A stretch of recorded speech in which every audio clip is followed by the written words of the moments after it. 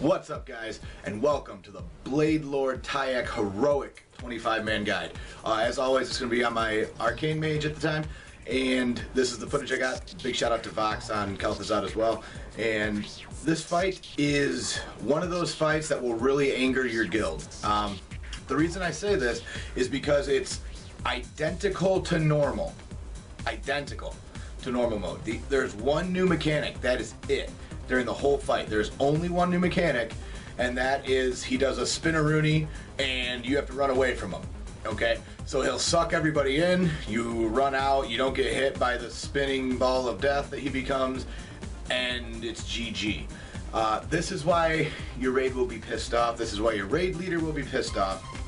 Is because if someone is lazy with normal mode mechanics, in heroic mode it kills them. Everything hits harder, significantly harder, to the point where in 25-man normal or 10-man normal, if you have two people with wind shear or wind step, whatever the debuff is, that ticks damage on you, it ticks a ton of damage, okay? In 25 heroic, if you have more than one person taking that, your healers are going to scream. The reason being is because it hits like an absolute truck, and you need to stay 8 yards spread out for that. You need to be able to cheat in a little bit for not only Unseen Strike, but also for his Blade Tempest, which is when he spins around in a circle.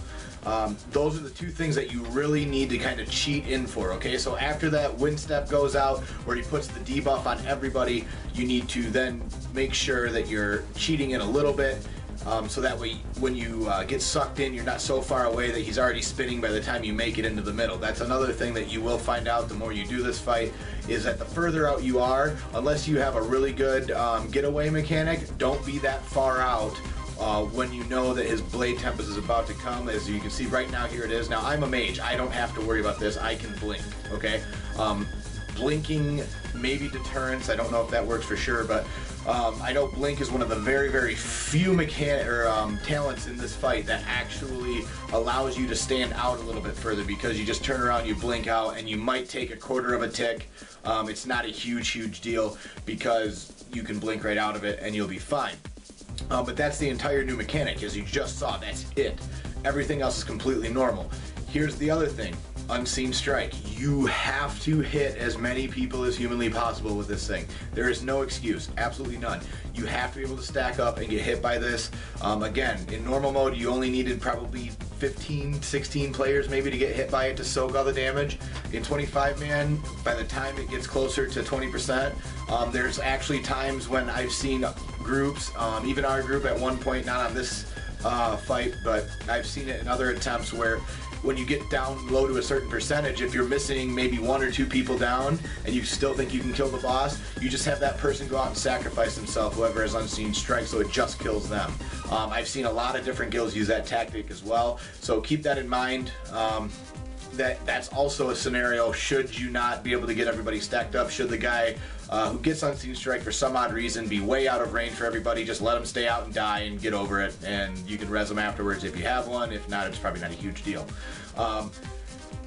That's really it though, guys. I'm telling you, this fight is so identical to normal that it will annoy you how identical to normal is. The only problem is, again, like I said, is all the normal mechanics are now actually deadly. In normal mode they're not, in heroic mode they are. So again, tanks, you do need to switch. As soon as your stacks fall off, you need to taunt so that the other tank can start cycling his cooldowns, get through his series of tanking as well. You need to make sure that you're moving him in coordination with everybody. What we found is the best times to move him are maybe either after a Blade Tempest or after an Unseen Strike, so that way you have time to get him down the room. Just make sure that you stay spread out when wind step is about to hit, because that's the most important thing, is you can't get multiple people hit by that. Now, you can bop those off. That's a tip that we did find out, is you can bop off the Unseen Strike. So if you do have, or not the Unseen Strike, the wind step. So if you do have more than one person takes that debuff, if you do have a pally who can bop that off of them, go ahead and do it, because it will save your healers a lot of mana.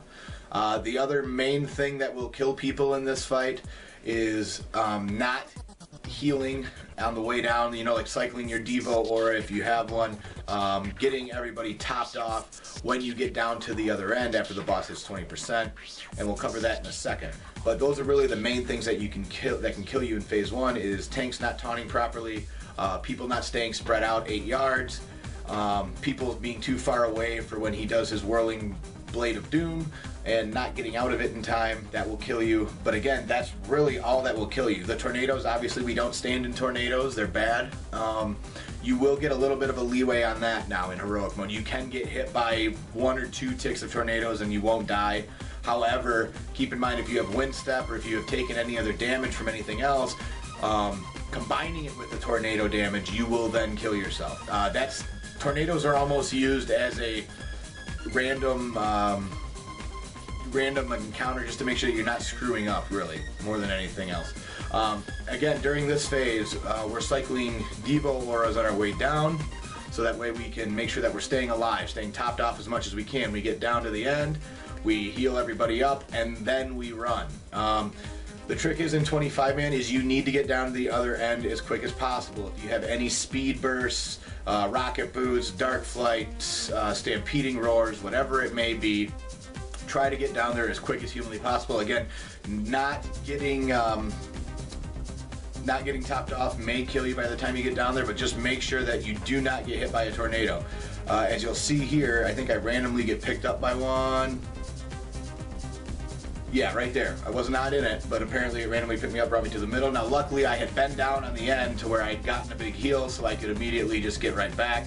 But other than that, guys, it's the same fight. Again, you run all the way down, you DPS, you run all the way down, you DPS. The only thing really that matters at that phase is, again, getting healed all the way down to the other end. Make sure that your healers get down there so that they can heal you up, and then flying down the other end. Now, pro tip again, like I told you in normal mode, once he hits 11%, have a designated group that stays, have a designated group that goes. The more DPS you can have go down the other end to get ready for him for when he hits 10%. I mean, look at this. We're already all down here, ready for the boss. The boss just gets here, and there's 15 of us ready to DPS him. So we wasted 0 DPS time on that one.